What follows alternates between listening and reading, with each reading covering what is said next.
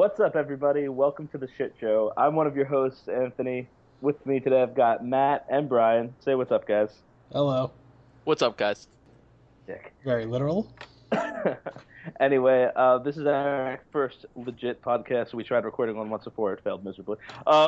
Anyway, what we're here to do is basically talk about movies, games, TV, I guess general pop culture, and basically spew off into random tangents. It's a conversational podcast, and we're just having a good time. With that, I'm going to throw it to Brian, who's actually the guy who came up with this whole idea. Brian, what's this all about? I spend a lot of time in hotels, and I get bored and lonely, and I want to hang out with you guys. And pretty much, close friends all grew apart because of life, and it gives us something to do together. Yeah, on the topic of hotels, Brian, if you could just tell us, what are you wearing right now in your hotel? Well, Matt, pretty much nothing. You sounded a little bare. Well, I'm never bare because I do have a layer of hair that does keep me warm, but there is no shirt over that hair. That sounds like a bear, doesn't it? Well, Dana Holy actually shame. calls me a bear. Oh, well, that's getting a little too into the weeds there. So What do you do? What do you do in these hotel rooms? Do you watch movies every night? I tend to not do that. I really don't even turn the TV on all that often. Sit on my computer, play games, and fall asleep. Rinse and repeat. What are you gaming right now? Well, I'm just started playing Child of Light on the Vita, and I don't like turn-based games, and nothing has really changed. I still don't like turn-based games, but I keep playing it. And then I started playing some game that has the weirdest freaking name because it was free. Gotta love PS Plus for giving you free games. Doki Doki Universe. Solid. Just as bad as it sounds. It's nonsense. Get a quest, talk to somebody, and that's it. I don't get it. I heard a Toe Jam and Earl reference about it. I got all excited because Toe Jam and Earl is amazing. That is not Toe Jam and Earl. It's pure shit.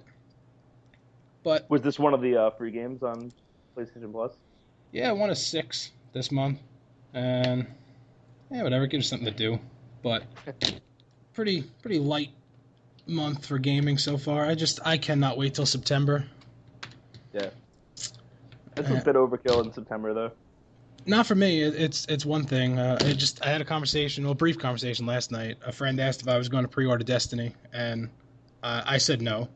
Comes out September 9th. NHL 15 comes out September 9th, which my life ends September 9th because that's all I will be doing is playing NHL 15. I'm sorry, I'm getting a chat over here from Matt that just says, it's so hairy. Yeah. I don't really game much anymore, so I don't know most of the words that you just said. I'm actually not sure what's a game title and what's a console. And that's why you're here, because Right. we're man children, and you could just be a man. You It's reference good to have that. you mediator. reference Evita. I feel like that's a Broadway show. Am I correct? You want to clarify? Avita. Oh, Jesus. A Vita, not Avita. Let's just go what he's saying. It's much better. And probably the Vita has no sales, and Avita has tons of sales, so that's the better part of it.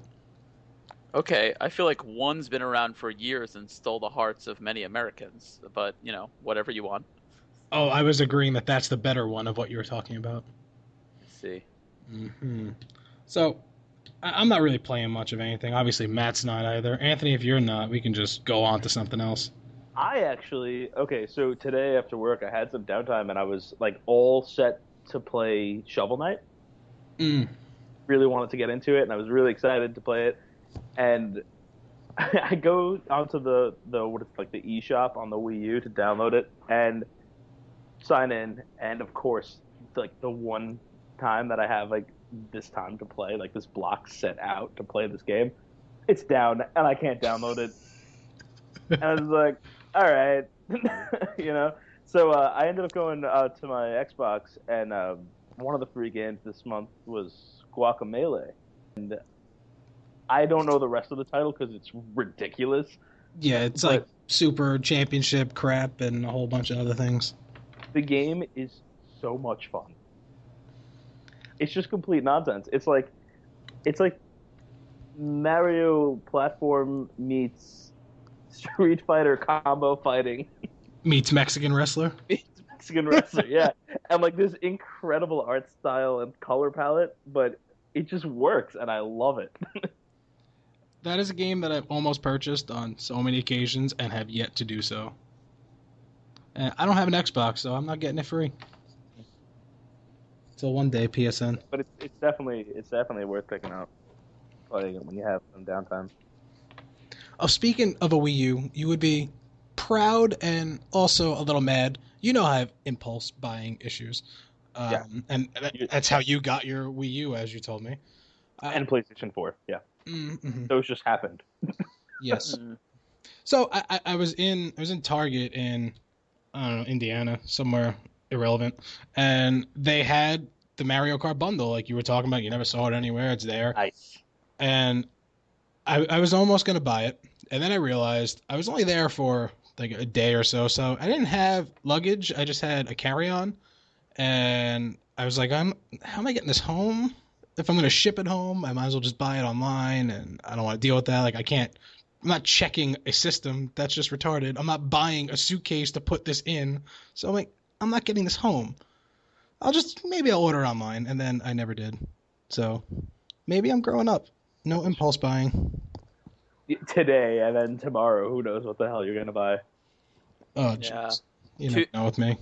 2 weeks ago, Brian's 2 weeks ago, I walked into the Apple Store. I bought a iPhone 5S, an iPad Mini, and a MacBook Pro all in one day.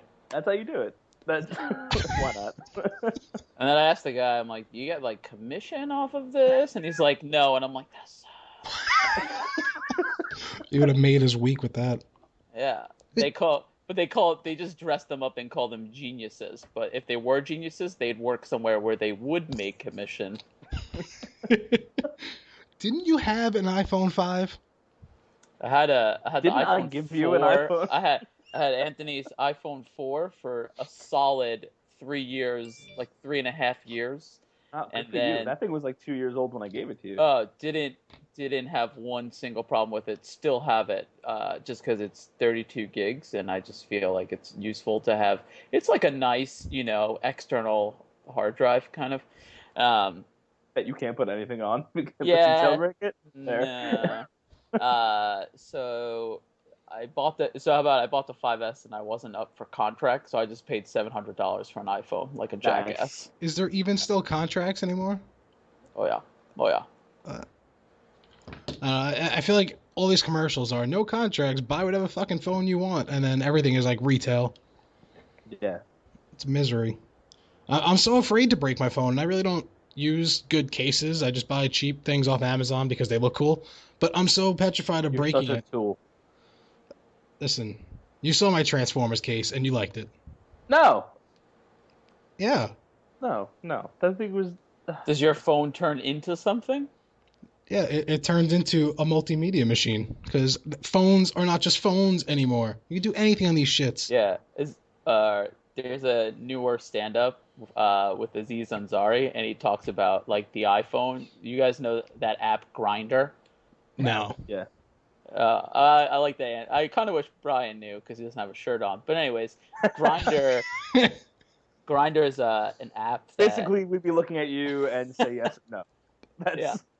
Like, well, more or less. So Grindr is an app for gay men only, and it hooks into your geolocation through your location services on your iOS device, and it just lets you know who in the area is just down to fuck, basically. So what's funny is Aziz is like, imagine 20 years ago, bringing an iPhone back in time with you 20 years ago and showing someone, they're like, oh, wow, it's a telephone and it does all these things. Well, actually, the telephone part kind of sucks, but I can tell you for certain that guy over there is down to fuck. I love Aziz. Yeah, I've been watching a shitload of Parks and Rec. Yeah, me too. Dana and I have just been binge watching on it, and I didn't want to watch it, but then she told me Aziz was on there, and I was on board, and I just Dude, that show is he has the coolest thing where they go to his house. Apparently, he just has the nicest shit in the world because he just lives in a shitload of debt, and he has one of those Roomba cleaning robots on the floor, but he DJ Roomba. he strapped an iPod to it, and he calls it DJ Roomba, and he just follows it around. He follows him around the house, and he just plays beats. Awesome. That show's going into its final season. Yeah, I'm on. I don't know what season I'm on, but I watched whatever Netflix had, and then we get Hulu too, and Hulu's usually a season ahead, but makes you watch the same 3 commercials on every commercial break, regardless of the show that you're watching.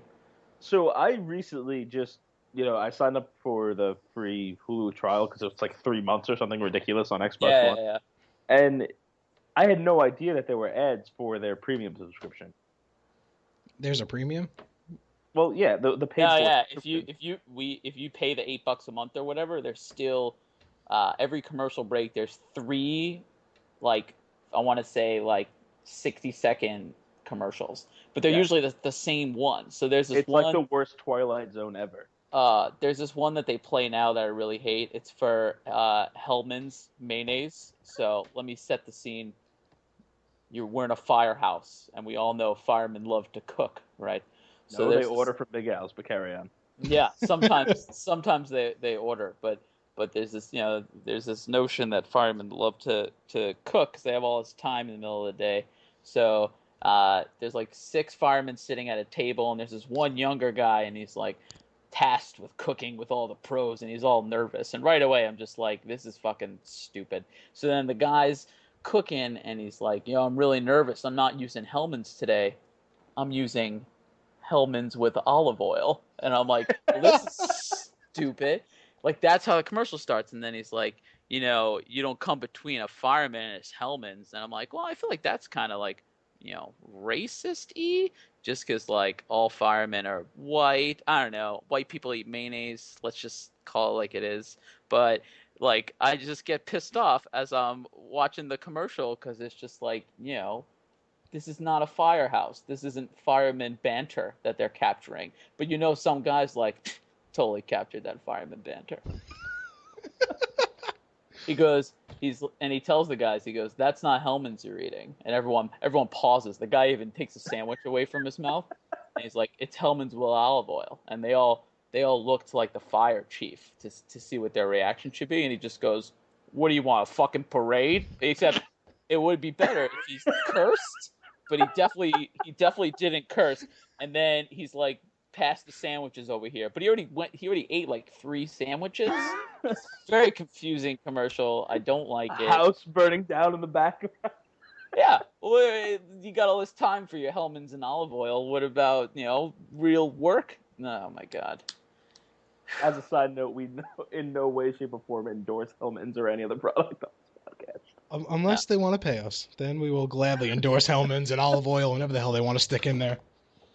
Yeah, I'm going to go ahead and say if they called us, that we're not going to support them. Well, you just actually called Hellmann's racist, so they're not going to support us. I mean, they're not racist. They don't care who eats it. Or maybe they do. They put in some special chemicals that only white people like, maybe. I don't know. I'm just saying. Yeah, I mean, I can feel what you're going to ask me, and the answer is no. There were no black firemen in the commercial. No. I wasn't gonna ask that, but now I don't know why that question was not on my mind. How about, were there anyone other than white people? Were there any fire women, maybe? Are you saying that women are not white people? They're something separate completely? Okay. Yeah, they're a completely different species. That is correct. Well, let me tell like it is again. If there was a woman, she'd be the one cooking. So no. God. So no. I need to distance myself from both of you. I can confidently say only firemen. I'm hoping Matt's girlfriend is in the room somewhere and just smacks him across the face. Oh, that's Matt's job. Matt does the slapping. I'm just saying they can be great, firewoman or whatever, save lives. But they're probably the best. To get off this, well. They're the best cooks. Well, to get off this, Anthony, Matthew, and Liz, we were out to dinner, and Matt had told me what he does to Liz in the morning. Did you ever hear? Oh God, this can go in so many ways right now. So Matt's a morning person. Liz apparently is not, and he wakes up and Liz doesn't. So he does what he calls sleep slaps. Do you want to elaborate, Matt, what sleep slaps are? Not with the hand gestures. Would murder you.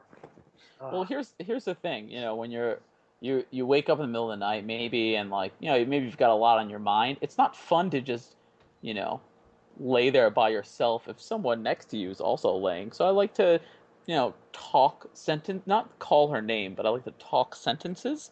And then if she can't hear, just say the same sentence again, louder, until we're right in a conversation. When do the slaps come into play? When I go 3 octaves up with the sentence with no response, the slaps come into play. Are we talking multiple slaps to the face here? Oh yeah. I'm sorry, Liz. I'm really sorry. I mean, it's not fun to be awake by yourself. So what we've learned is Matt is a misogynistic, abusive boyfriend. And we should probably call someone. And a racist. I think I'm fine being labeled all those things. Yeah. Yeah. It's fine. We live on the first floor, and I've never been so cognizant of horn honking before now.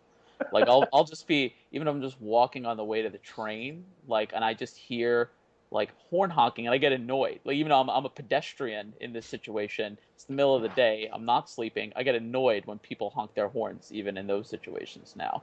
Safe to say, it's a good thing I don't drive, because I don't know if I'd either not honk at all or over honk in trying to seek revenge on innocent, bystanders. But it's real annoying. And I actually do this thing now where, so we have an air conditioner. Our bedroom is right at the sidewalk pretty much, which is fantastic, on the first floor. And we have an air conditioner, which really means a decent portion of the window is open, so you can hear a lot of street sounds leaking in.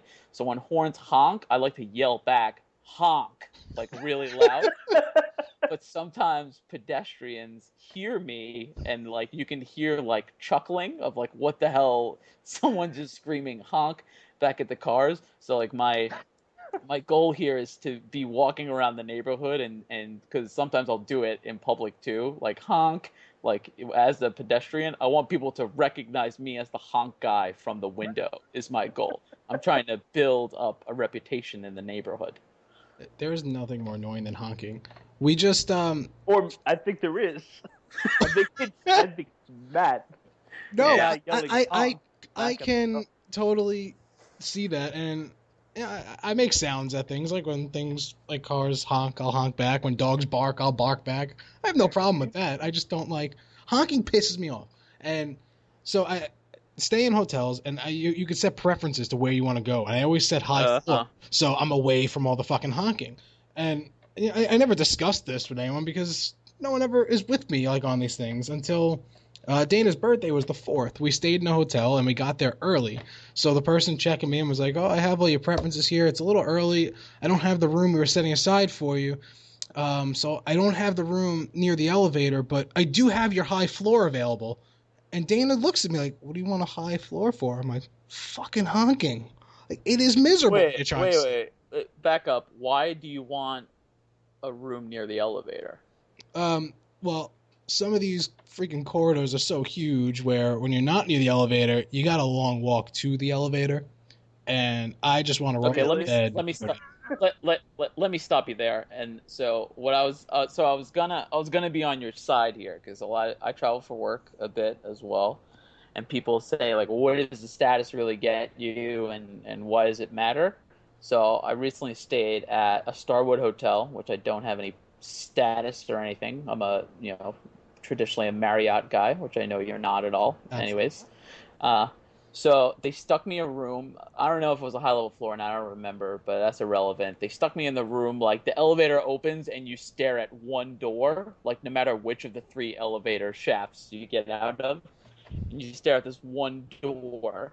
Of course, that's my room, but there's not even surrounding room. So I'm going to be miserable by myself. I'm not going to have adjacent neighbors in the same situation. So I walk right in the room, and typically the bathroom in any hotel room is right to the right when you first walk in. Mm-hmm. So literally, I'm like sitting on the bowl, and I can hear every word of people's conversations waiting to get on the elevator. And it was just it was a very strange relationship I had with just a thin door between us, and they don't even know that I'm pants down, bathroom open, going to town on this porcelain thing. And that's when you get them involved. They're just waiting to check out. No, you get them involved. They're waiting there. You're pooping. You make poop sounds. You know, it'd be great if there was join in the conversation. Well, if there was a peephole extender that I can like check them out like while I was on the toilet, that'd be pretty great. Or now that I think about it more practically, a video screen. No, see, I've had that room quite a few times. I like it. I like people watching. You stare out there and it's just like, wow, like this person is crazy. Like same thing, you go to the mall, you walk around. Half the time when I go to the mall, I don't need anything. I just like look at people like, what the fuck is this girl wearing? Like, you're like 300 pounds and have a crop top on. Like, go home and change. Like, where is your mirror? I want that mirror. Like, that mirror makes her look great. What would it make me look like? I want to know. I want to know what the hell these people see. And people watching is fucking awesome. So you have that peephole near the elevator. Just watch people. Especially when you're somewhere like where there's a beach nearby or like a big like pool in the hotel. You watch these like fat ass people walk through the hotel like in things they should not be walking through, waiting for the elevator, standing there. It's just hysterical. It's straight comedy. Yeah, I do that shit all the time. If you're ever walking down, well, at least just because I'm paranoid, if you're ever walking down a hotel corridor and you're passing all the people, you're like, I wonder if anyone's looking at me. You bet your ass, if I'm staying in that hotel, I'm looking at you. I even spend like a dedicated 10 minutes pressed up against the door just fucking watching. Sometimes I'll be on the bed watching TV. I'll hear a sound that sounds like it might be a person. I'll jump right out of bed and go to the peephole, see what's going on in the hallway. If something's going on, I'm seeing it on my floor. Yeah, I'm with you. That's what we need. So, back to the point. Peephole extenders is what we need. So get on that. And while we're on the point of travel, Matthew, I know you'll agree with me. Fuck O'Hare. Fuck. Yeah, I'm going to Austin later this year. Me and Liz are just going for the hell of it, and all the flights that connect in O'Hare are like half price, and I'm like, I'm paying double price. I don't care. Because every time I go to Chicago, whether it's to or from, it's at least delayed an hour or two. The best is when they delay you in the air. All right, so they put you in these circle patterns, right? You're just literally riding around in circles. And usually around Chicago or New York even, there's thunderstorms, so it's really turbulent. So you're just in a holding pattern of turbulence, which is just terrible.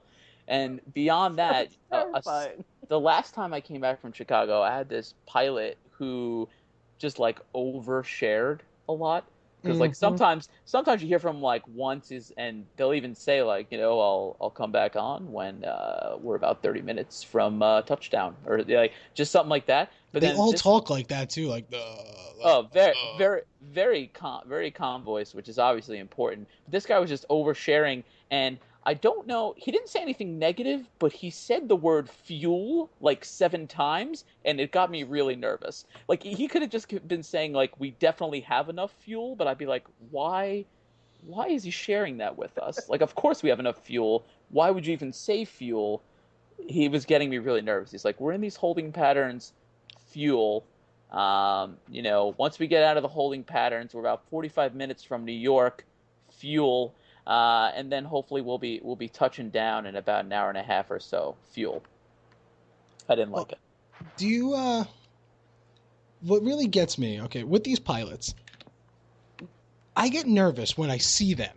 Okay, like when you're waiting for the plane, you see like the pilot and the co-pilot, or the pilot and the first captain, whatever the hell they freaking call them.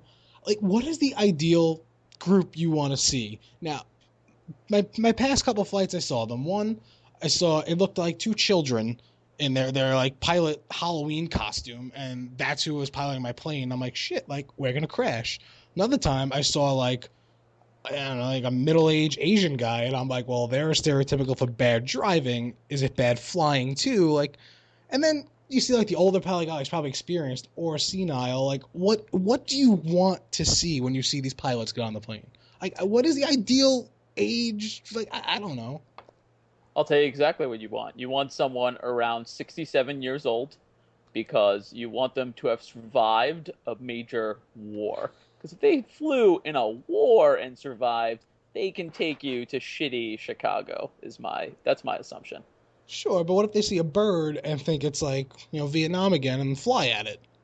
Okay, computers fly these things. What? This is what these guys do, and I wish my job could be this. So say my job was an 8-hour shift. So let's call my 8-hour shift like a transatlantic flight, basically, right? So what these guys do is for about, 16 minutes until they reach, cruising altitude, they basically check on autopilot, and then like 30 minutes from landing, they think about taking it off of autopilot, but then they've got maybe another 15 minutes worth of work. So that's like a 16th of work, but they're getting paid the whole time. Like, that's pretty sweet. I'm trying to get into autopilot for being me. I wish that was a thing. Or you got to be a flight attendant on those express flights that don't have any beverage service, and you just sit there and stare at people. Yeah. What's your beverage of choice? Well, it depends. If I'm in like economy, I always get a tomato juice. If I'm in lucky enough to get bumped to first class, I'll put your hand down. Tomato juice is delicious. And it's fine, but I just don't like that you specify in economy like it's a drink of the masses. What is that about? Well, because you have to pay for other stuff. So when I get bumped to first class, I get some kind of alcohol. Juice. Peasant juice and economy. Yeah, peasant juice is right. Right. They probably just give you tomatoes and a glass, and you got to make it work, right? Oh, you get a can of Mott's tomato juice, and they have the spicy one if you want spicy. Yeah, that's awesome. I don't want to order juice and have to determine whether or not I want it spicy. I don't think that should be an option. It should be. The only way to drink tomato juice is with a little kick. So what I realized everything about that makes you want to vomit. Go for some tomato juice. What I realize on planes is what's really annoying. Like, you go out to dinner and only the people you know around you can hear and see what you're ordering. Like on the plane, there's all these strangers around you. So like, I don't know what it is about airplanes makes me like just crave apple juice, but there's just no way to order apple juice without like snickering yourself, but then also getting like a couple of looks like, there's already a question of, am I 13 years old in the way I look? And I feel like the apple juice almost confirms that. And then they're just concerned that I'm not sitting next to a real adult that could be my guardian. And they're very concerned that I'm traveling alone, all because I wanted an apple juice. And then I feel like I don't do myself any favors by also getting the animal crackers, if that's the option. Yeah. I never got any type of like snack on the plane, but my flight last week, this woman ordered something. I didn't hear what the hell she ordered. I had headphones on. I was watching a movie, and she gets this box, and it looked like a box of like chocolates, like that type of box. She opens it up, and there's like 4 assortments of dip. There's like crackers and all different types of cheese spreads. It's like, what is this? Like, this is on a plane in a box? Yeah. You want to get some looks on a plane, Matt? Watch a movie on your iPad, like or a laptop, whatever, where other people can see it. Get so zoned in and forget that you're in a public area, and make sure there's a lot of sex scenes and nudity. Oh yeah, that's always the worst. Mm-hmm. Yeah. Very uncomfortable for everybody, especially when this just happened to me. The woman had saw a sex scene, and I looked, and she was glued to my screen. So. Yeah, I hate that. I hate when, even if you're watching like Sports Center and the person next to you has their eyes glued on your TV, it's like, are you kidding me? Watch your own TV. Well, back during the NHL playoffs, I was sitting, and it was the Blackhawks and Kings during that series, and I paid for the TV so I could watch the game, and the guy next to me says, are you going to watch that the whole time? And I looked at him, and I said, yes. He goes, okay, good.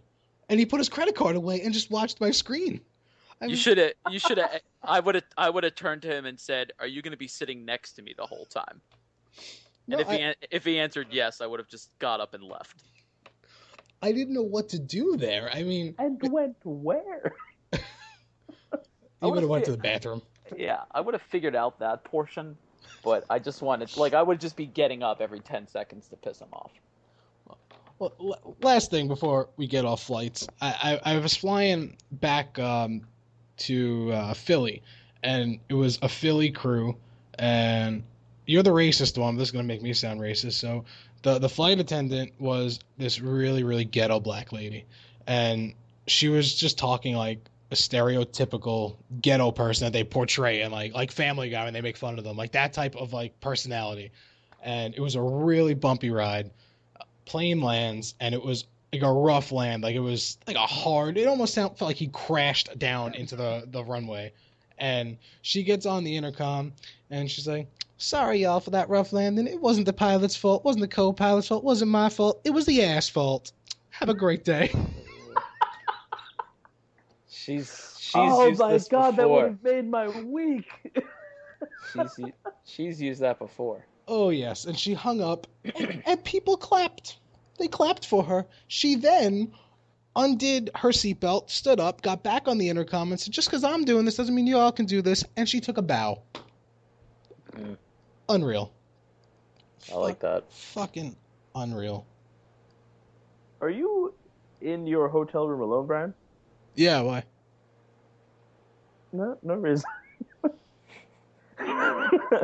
Yeah, I'm sorry. There was like a really strange shadow in that. Is that a mirror behind you or a picture? I'm not really sure. And it really just looked like there was somebody else there. Well, now I'm terrified. Good luck sleeping tonight. I'm gonna sleep like in my car. Yeah. I hope people know where you are. We're just gonna watch you die. I do see you opted for the 2 beds. If you could please explain that. Oh, I can. I put jumps back and forth before he goes to bed. He needs to tucker himself out. Well, Got it. Set an alarm every couple of hours. Switch it up. I get it. No, I put all my shit on one bed. I lay out my clothes on the bed and my suitcase and whatever the hell I'm doing. Just make a complete mess of one bed. In the toilet. Right, and also on the bed. And then I sleep on the other bed, so I don't have to worry about moving stuff off the bed. What do? You walk in, you put stuff on the bed, and you go to the bathroom, do whatever. So I put stuff on the bed. I don't have to move it until I'm checking out.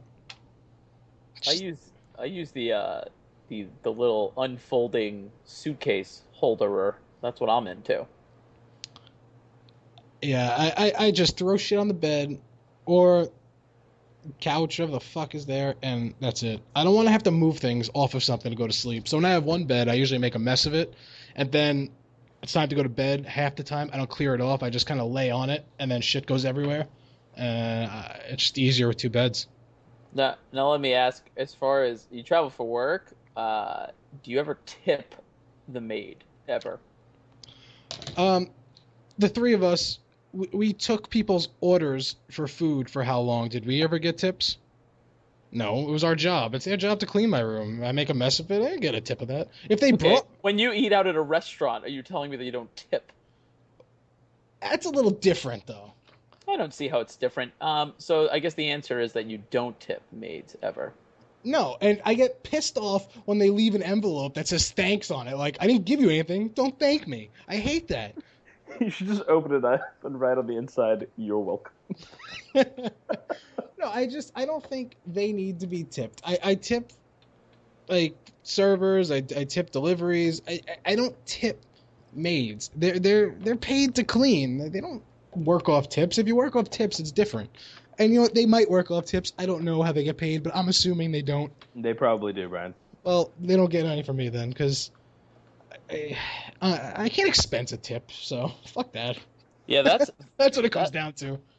That's my main thing, is that it would be coming out of my my pocket. Although I will say, one time I got a note written for me with a smiley face and a phone number, but it's really creepy because I haven't met this person. So she was just down to give out her phone number, unless it's like someone messing with me. Like if I was a maid, I would do shit like that for sure. I would give out other people's phone numbers. Oh yeah, by default. We all have this one friend who by default when have to give your name in a situation that you find yourself in, like if someone on the sidewalk is asking if you have a moment for gay rights or for pandas or something. I have a default because I don't want to be rude and say I don't have time for gay rights. I mean that's pretty insensitive. So instead, I give them a fake name and a Coming fake from the phone person number. who said the fire woman would be in the kitchen, gay rights is insensitive. Great, they're the best cooks, and the best cook should be the one cooking the food. That's what I think. Now you're trying to cover it up. Yeah. Also, well, so I'm half lying because I don't often give a fake name and fake phone number. I actually do the old like pretend to talk on the phone move when I see these people on the sidewalk, so they just walk away from me. And but I'll like I won't just hold it to my ear. Like I'll say words and I'll do it for like 50 yards after. That's right, metric system. 50 yards after I pass them, just so they don't think I was faking on them. Because I've gotten called out once of like, and I turned around, We used to walk out for lunch. I mean I work in Manhattan. You guys both know that, but we used to go out for lunch almost every day, and these people would always be on the street doing this. They're all by the There's two guys. There's two guys that have a system. They're facing each other so they can get you going and coming back. You know how it works. And generally, we'd be walking down. It would be me and my buddy, and he would dive to the other side of me so that they would approach me instead. It's rough. It's rough on these streets. Terrible. I'm so accustomed to just bums and all these people like doing shit that I'm just so rude without even realizing. And with traveling, I'm in like friendly areas, not New York, and like people are friendly about things. Like, and you walk through the mall, like near us, like these people that work in those stands that try to sell shit. They're all in your face, like, sir, like, can I talk? And no, but when you're out in these other places, they're like so like sweet about it, and I still just like steamroll by them, like fuck off. And All right, get it together, Grouch. Yeah, I just sometimes I feel bad about it, but other times like I hate everyone, really. I think that's what it comes down to, and I don't want to deal with people. Like, fuck. Yeah, every once in a while I'll be in a weird mood where I just want to small talk people. But I'm real awkward. Like like if you're at a restaurant and like a child wanders over to your table, like clearly from another table, normal people might say like, like, hey buddy, like how's it going? But I'll be like, hey, a lot of rain this past week. Whenever you gotta make small talk, always default to the weather. Weather. I probably talk about the weather every day in the elevator, and I hate it. I want a new backup, but I'm too lazy to come up with like dedicated small talk. I want to be weird with like current events. I'm going to be like, North Korea, 3 missiles fired yesterday into the ocean. Crazy shit, right? And they're going to be like, what? Is it raining? They're going to be thrown off. I have a very awkward encounters in the elevator at work because our company is split between 2 floors, 2 and 8, right? Mm-hmm. So that's normal. I mean, 8 being the top of this building. So we have catered like breakfast and lunch a couple times a week, and I'll go downstairs. I'll get in, go up to the 8th floor because that's where my desk is. Put my stuff down. Go down to 2, pick up some food, get back in the elevator, which is packed. Because with people that do not have exactly because everybody's going to the floors in between mine, and I'm just standing there. I've got my iced coffee, also from the 2nd floor because we have a kegerator of iced coffee. Nice. And my omelet and mixed berries. Can you hit 8 for me? Yeah. That's always like awkward. You get in an elevator, especially when the floor is only on one side of the elevator, and like you get on the side that it's not there. It's like, do I reach? Do I ask? This person doesn't look like really like they want to be spoken to, and you go to reach, and you like touch someone on accident, and then everything's awkward, and then you ask after you actually missed and touched someone, can you hit 4? And then just get stared at. It's terrible. I don't know why I picked 4, by the way. You were saying 8. But I see. In my building, it's better. You actually, outside the elevators on the 1st floor, you have to type in what floor you're going to. So there's 0 buttons in the actual elevator car. Right. And you just walk in. It just stops at all the floors that was programmed. But So it's actually way easier to have hit a wrong floor and not own up to it, which is bad because like usually you just play it off like, oh, maybe someone typed it in and want us to stop there to pick them up. So you're like, whatever. But then yesterday we stop at a floor that's just like stripped and it's all like concrete. And like there's clearly no residents on this floor yet as it's very bare and still being built up. And someone just goes, it was me. But with something like that, if you hit the wrong floor and try to play it off like it wasn't me, the elevator doesn't stop at your floor. What do you do? No, well, I think they, like, for instance, like people that want to go on like floor like 5 or 15, maybe they only hit 5 or like something like that, they'll mistype, then they'll type in the real one too. But what's crazy is the elevators are smart enough that they know, like, all right, floors 2 through 8 are this elevator shaft only, and 9 to 15 or whatever. So you can actually screw with people that are not going to even be in the same car as you, which is nice. Yeah. My friend used to back in college. We had like one building in the city that all of our classes were in, and again, like there's like other companies and stuff in the building, so we only have like the first few floors, and then there's this giant gap, and then another few floors. So we would most of our classes were like really high up, but we had to take the elevator every day. He starts to get a little bored, and starts playing games with people. So what my favorite one to watch him do would be he'd hit the elevator door would open, we'd be getting on, and he wouldn't turn around once he got in the elevator, and he would face the other way, and it makes everybody incredibly uncomfortable, and you could just see it. It was the most amazing thing to observe. Wow. The other story from that college is I was on the top floor. Had finished up something and it was coming down, and it was just me and one other guy, big dude, just me and him. We get in the elevator, starts going down. We're both going to the first floor, and he just lets one rip. That's usually me. I have never heard before. And there's a long pause. He turns to me and he goes, "Was that you?"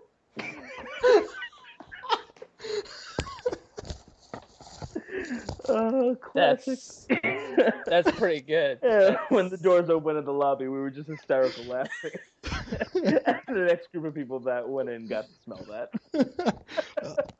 The worst thing about like something like that, when you get in an elevator by yourself and you like think no one's here, it's safe, and you just let one go and it smells, and you're loving it because it's yours, and then the elevator stops and people get in and you're the only one in there and it smells. There's no one to blame. Right. Yep.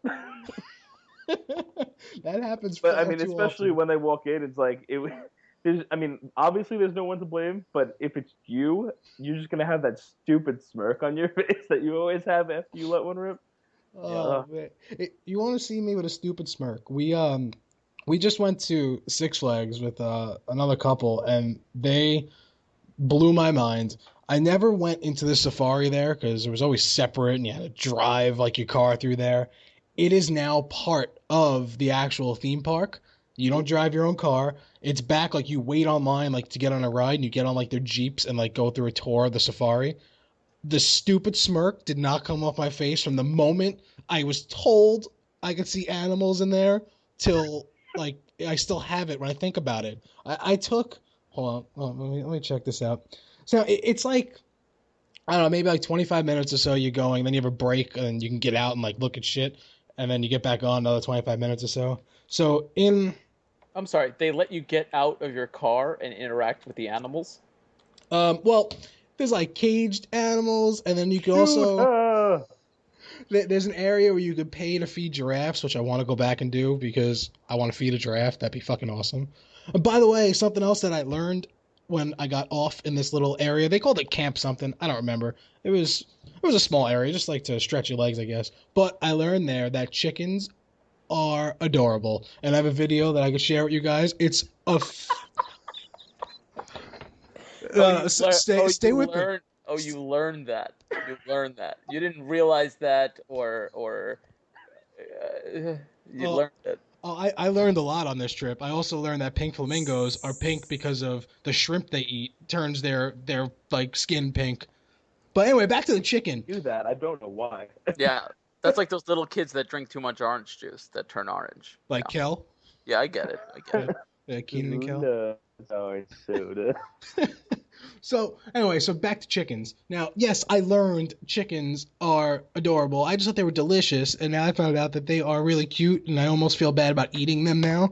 So we're looking at it. It was like a pen. There was like a donkey or a mule or a little pony. I don't know the difference between them, but some kind of small horse variety. Right, you didn't learn about that. No, I didn't learn about that. There was no learning in this section. There was no tour guide. This was just visuals, no tour guide in this part. So I'm looking at this little like donkey thing, and then there's a goat.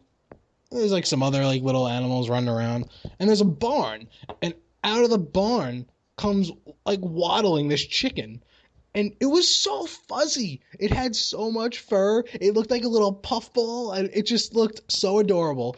And you are adorable right now. So this thing is waddling, and its head is like jerking forward like that, like typical chicken walk, and it's just like strutting its stuff going. And then another one comes running out of the barn, another huge puffball, and it was just the cutest thing ever. And I want it as a pet. You know how my father now thinks he's a cowboy. You have seen pictures and stuff.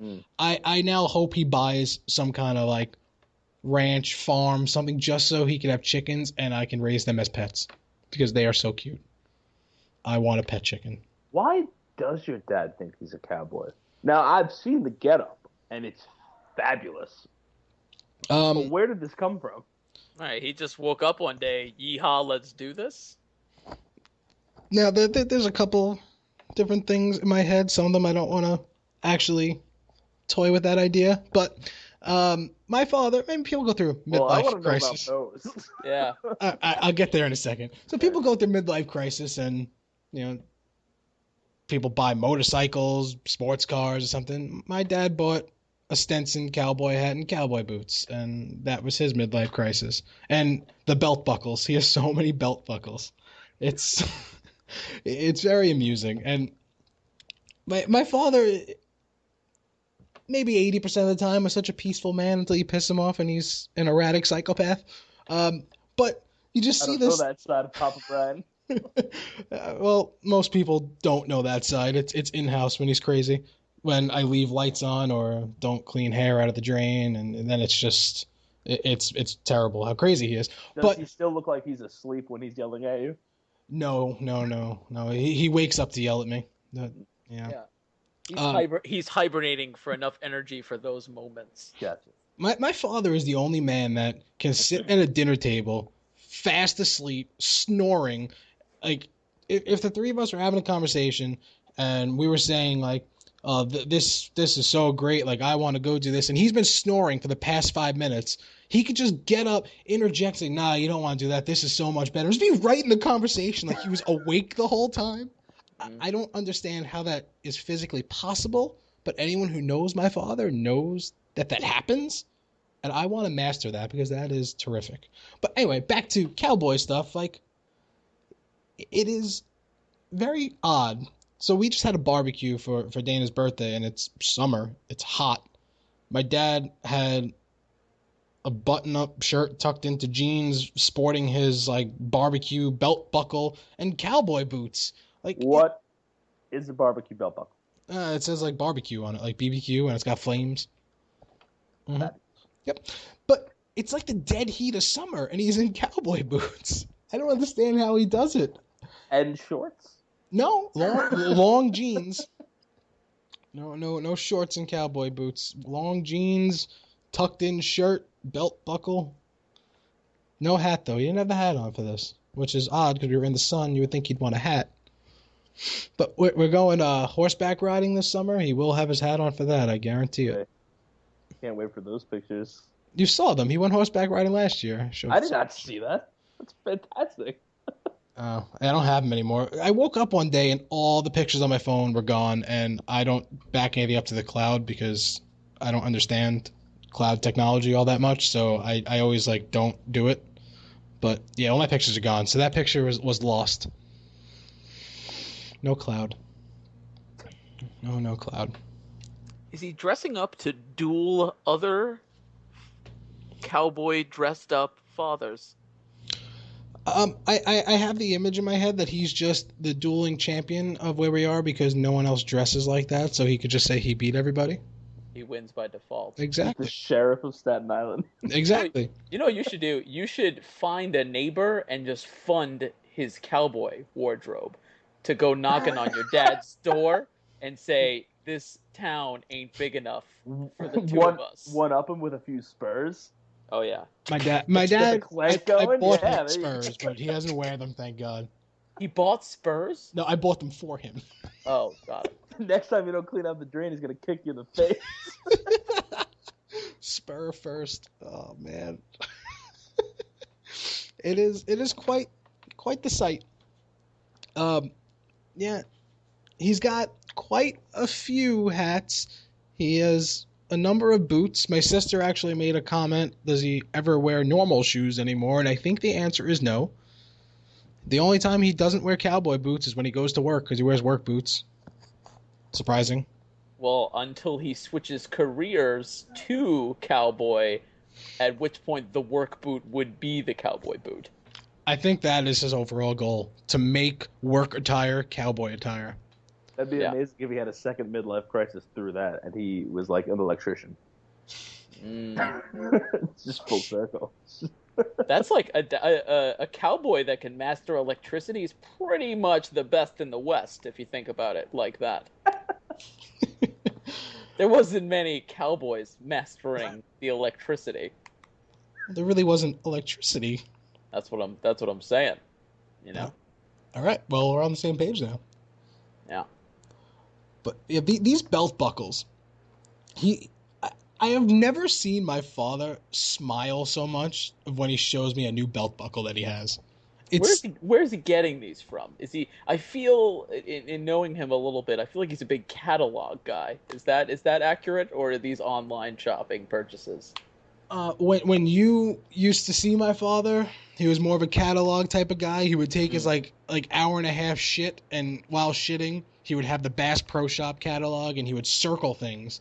He would just circle them because he didn't know how to order them, so he would circle them, and my mom would order them. Add to shopping cart. But now with online, he knows how to find things he wants, and then he favorites them, and my mom will order them because he doesn't know how to order them. Got it. But the belt buckles, he recently told me he was at a store called Hobby Lobby, and I think that's where he said he found a belt buckle, but I really was half listening because I was tired. But Hobby Lobby might be where he gets some of these things. I don't know what the hell that is. Yeah, like your dad, he's always got that generally like, he always looks tired. I've seen him chuckle a few times, but I'll always remember this one picture of him where he's just got the biggest grin on his face, and it's because he opened up his present, and it's a Guy Fieri bobblehead, Yep. and he is just straight cheesing. Like, it's ridiculous.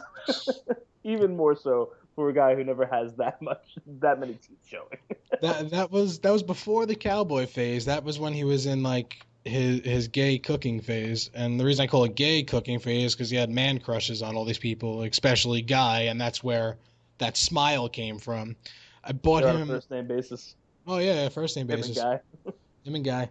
I should be on a first name basis with Guy. I went to a restaurant that Guy went to, and it was delicious. It was a barbecue place, and of course, my father thinks he's a pit master. My dad makes his own barbecue sauce. It's good. He makes ribs, all that stuff. He's good at it, but you can't have any other barbecue without him saying his is better.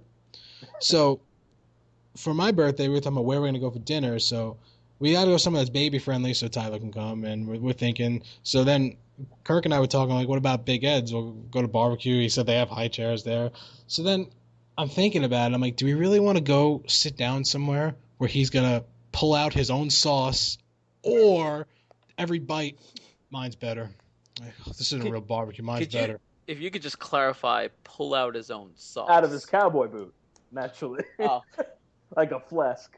of barbecue sauce. That was a close one. Well, there's a lot of gay cooking references. I wasn't sure what Big pull out his Bruni own BBQ. sauce meant. Well, yeah. Well, my father makes his own sauce, and just to clarify, I'm not making fun of him here. The sauce is good, and it makes him happy. Like, I'm not trying to make fun of him on that aspect at all. But so the way he says some of these things, it's humorous. Like, he brings the sauce, the barbecue sauce he makes, to the job site, and he sells like bottles of it and stuff. And he gets so excited when people like it. So, like, he was telling me, like, a guy in the elevator was saying that he wanted to, like, someone makes good sauce, or I don't remember exactly how the story really panned out, but what it came down to is the guy said, I want to buy the sauce, and my father said, you want to try it? Here. And he pulled out the barbecue sauce, so it's in his work bag, like, at all times. He just has sauce, like, want a sample? So, like, he's so proud of it, and, I mean, I'm proud of him about it. Like, I'm not trying to make fun of him. Like, it's just funny where this came. Like, it came out of nowhere. It was like he seemed like the type of guy that really wasn't going to go through this midlife crisis. And then it was around his 50th birthday when he started really getting into cooking. So I was thinking, oh, good, his midlife crisis is going to be delicious because it's cooking. And then it was just cowboy, and now that transitioned into delicious because he makes good barbecue.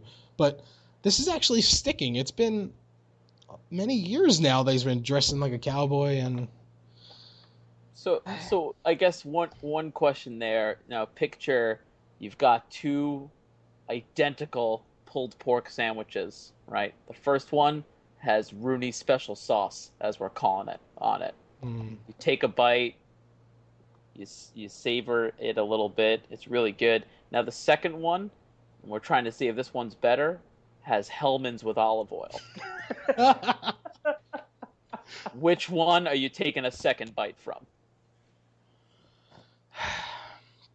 Probably Hellman's with olive oil because... What do you want, a fucking parade? No, well, I would be so taken back that this Hellman's, I probably would spit out the first bite, so I would need a second bite to see what it actually was.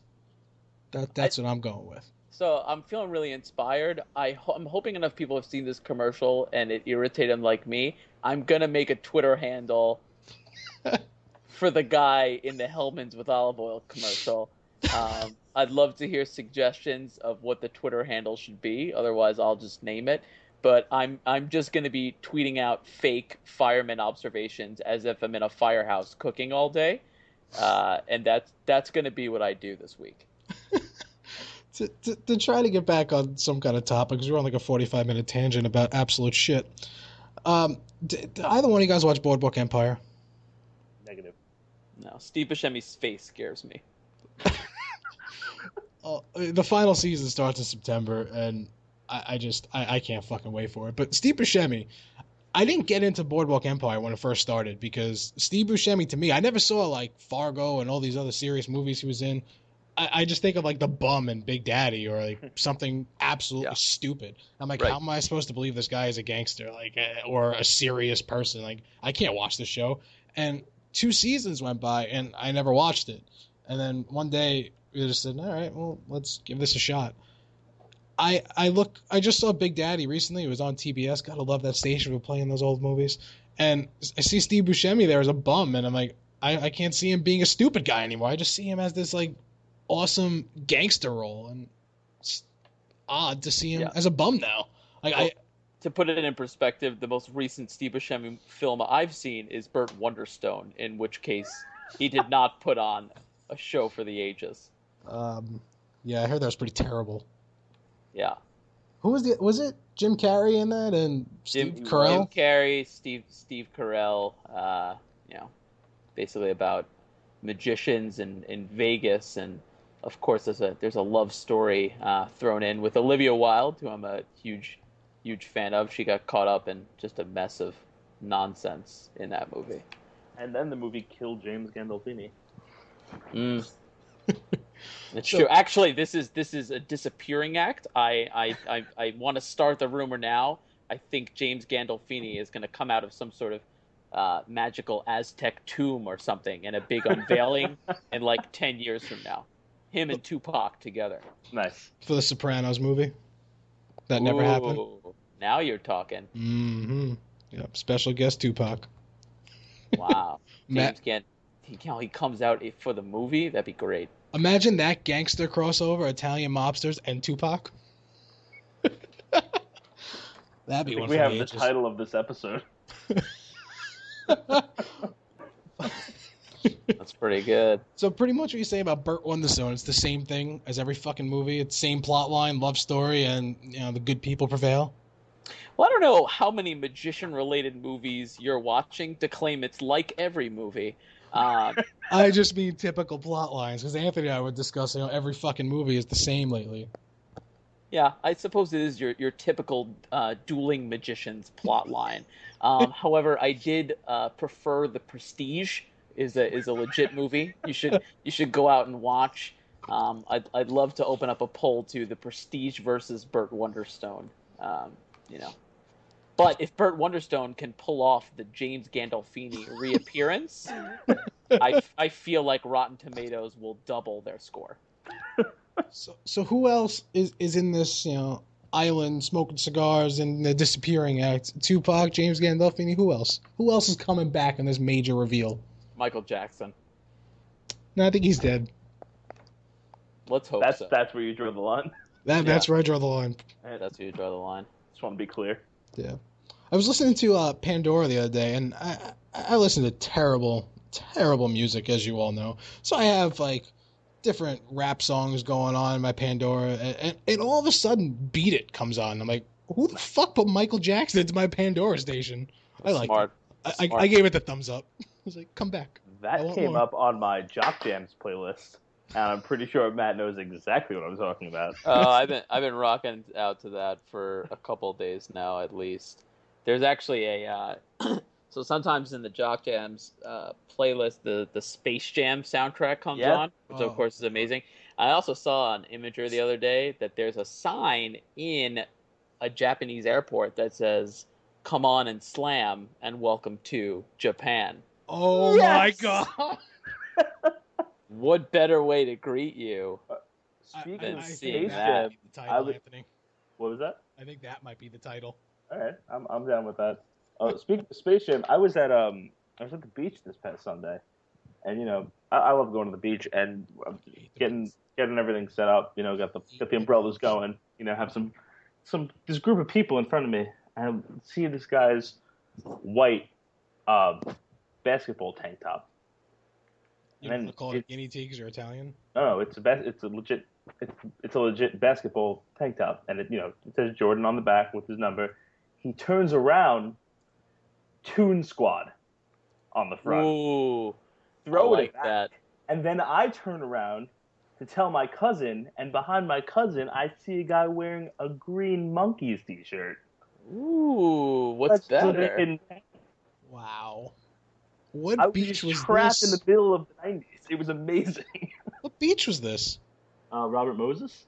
I love that place because there's no boardwalk, so there's no douchebags. But I hate the beach. Fuck the beach. Fuck. I turned around quick. Well, all right, so I like the beach. No. You're gonna ask. I hate the beach. There's water and sand. Okay, it's acceptable to lay in dirt and then go in water. But if you make a puddle and have some mud and you want to lay in mud and go play in the puddle, that's not acceptable. It's the same thing, except on a larger scale. I don't think anybody said it wasn't acceptable. I just don't think people do that. It's not acceptable. Try to do it.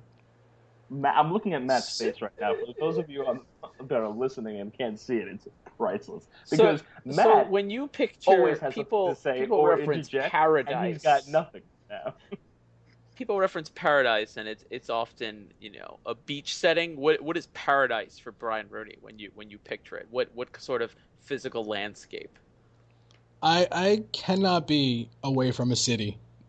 Paradise to me is a city with no assholes, no traffic, and air conditioning everywhere. It's paradise. Chicago. Okay, there's traffic, there's assholes, and two things I didn't want. Not paradise. I want my own city. Actually, you know what? I can agree there, but paradise for me is like New York City with just me in it. like that's pretty much what I was just getting at. Will Smith style in I Am Legend, except less weeds because I don't want overgrown weeds. I feel like I would have less dangerous monsters lurking about, preferably. And if I could have, but I would want a cleaning crew to clean the city and landscape when I was sleeping. I don't want to see them. I don't want the illusion ruined that I'm not alone. Yeah. Well, it's gonna be ruined when you make a mess in your city and all of a sudden it's clean. It's not magic. I just don't want to see the people, I don't want to have to acknowledge them as people, and I'm sure as hell not going to leave them a tip, right? It's their job. It's their job to clean up the city. Yeah. Yeah, they're being paid to do a job. They're being paid to solicit me for money. Right. I mean, it's a whole city. Where are they going to put the envelope anyway? They could put them all over the place. I might not even stumble upon them. Yeah. Exactly.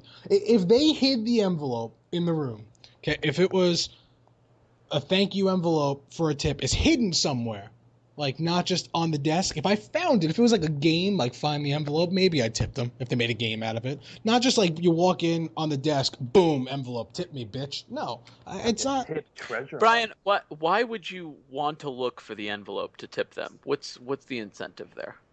It's not that I want to look at it, but sometimes like you drop something and it rolls like towards like under the bed, but there is no under the bed in hotels because it's like freaking like things blocking. My favorite, I hate hotels that have an under the bed. As a side note, it's like they want you to leave stuff. I leave shit in hotels all the time. I'm so forgetful. I always leave things. I feel like I'm always doubling back to the hotel to get something. Like what? What's the worst thing you've left behind? My luggage. Well, he's got no clothes on right now, so I'm going to assume they're on the floor.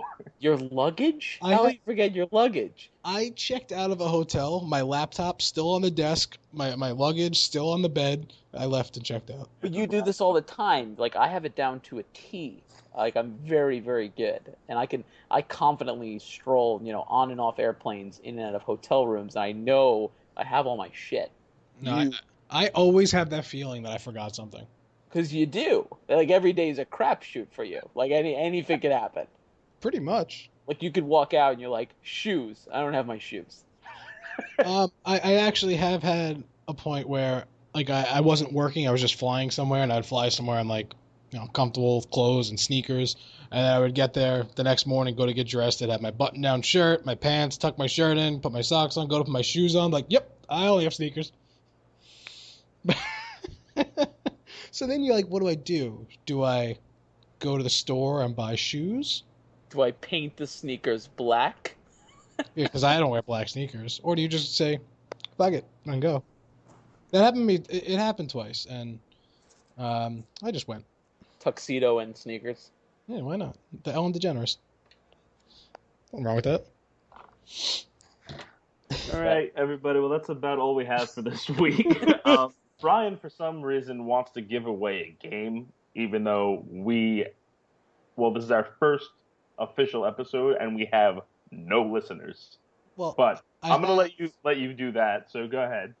Well, see, I have a game in my Steam inventory, and I used to do Steam gifts and, like, give things out, but now to log into that, they have to send you an email with a confirmation code that it's really you, and I am too fucking lazy to go to a site, log in, then go to another site to get my email address, because it's not an email, it's on my phone anymore.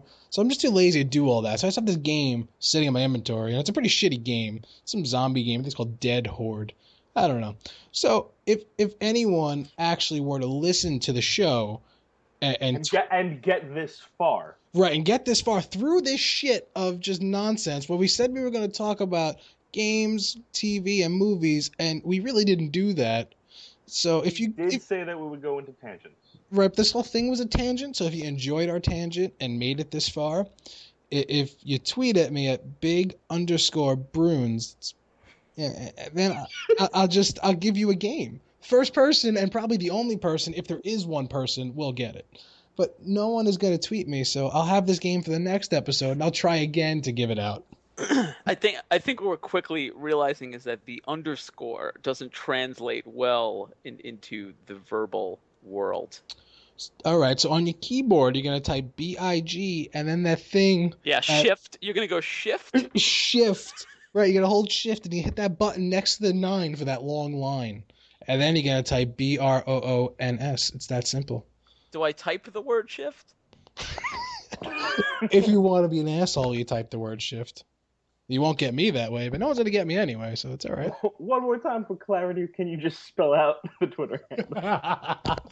Well, lost my microphone there. Yeah, sure. It's BIG. Then you're gonna hold your shift button and hit the button. Oh shit! It's next to the 0, not the 9. Is that what you want me to spell it again? There is no any key. Just say underscore. God damn it! Nah, I'm done. Simpler Twitter handle to follow. There's nothing wrong with big underscore Bruins. It's pretty simple. We're in a somewhat educated society. People know what underscore is. So Brian's big underscore BROON. S. I'm at AEJ Costanzo, COSTANZO. Matt, you're. I have to double check on that. We're so organized. To be honest. Beautiful. Yeah. I'm gonna go ahead and figure that out. Get back. All right. Circle back. So, just don't tweet at Matt. It's that simple. Yeah. Well, no one's doing it anyway. And to be honest, I'm not gonna check.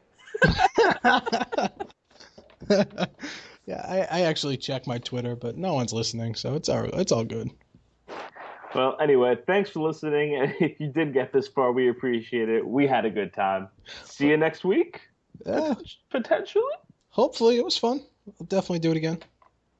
See if it happens. Brian, don't forget your computer in the hotel, and we'll do this again. I probably will.